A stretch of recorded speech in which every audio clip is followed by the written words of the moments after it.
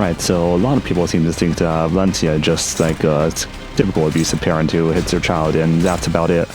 But I think there's quite a bit deeper of a character in that, especially since in the new Intervallo we saw the seed of her actually being kind of technically nice to Ryoshu a bit. So of course she comes from the Sum, and she stands for everything the Sum represents in every single way. That does not make you the best person, since every single finger member, especially those who make it to higher ranks, are not the most normal per se.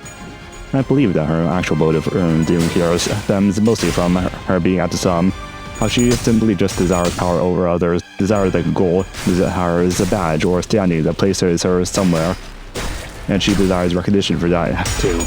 But now that she's just trapped here in the House of Spiders, she kinda only has the child to express her power over.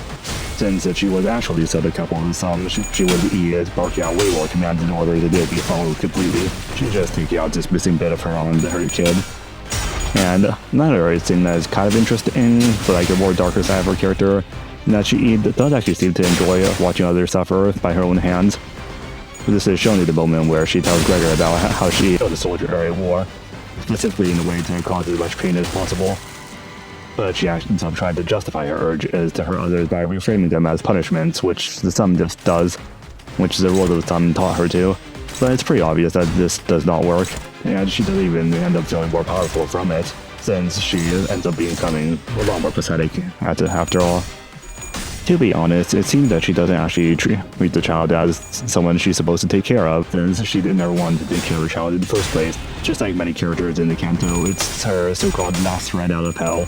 Taking care of Ryoshu is the only chance to reinstate herself in the Sum. So she sees the child as an obstacle to deal with rather than, who she actually is. We see that she once had glory in war, how she was a calmer per se in war, and she takes a lot of pride in it, claiming that she's a veteran and talking about her ring a lot, despite the fact that she no longer has either of those. I feel like she's thinking like, once that kid is out there showing off her skills, they're gonna get all the praise from the high-ranking people that she wanted to please.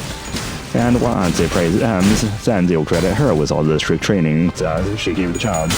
But then she will get all of her wishes approved, and she will get all her ranks that she wanted, all the power over others. That only comes once she's done fulfilling her duties, and are finally let out of the hell that the House of Spiders happens to be. All of this means that she never needed a child, and she never wanted one in fact, only a perfect test sheet to turn into her superiors. Since if she didn't need this, I doubt she'd even stay at the house at all. Another more interesting bit of symbolism is her higher perception and her combat status of accelerating future. I feel like this reveals a lot about her philosophy on life, how she is constantly looking towards the future, which is why she was not calmer during the war, since, despite the fact that she was constantly wounded, she could see a future, not just seeing the close future with eye or predicting the close future using the Parmesan style's accelerating future, but that she could see a future for herself, a future where she could have ranks, and a future where she could have power. But after being trapped in the House of Spiders, she grew to become more pathetic because she couldn't just see this anymore.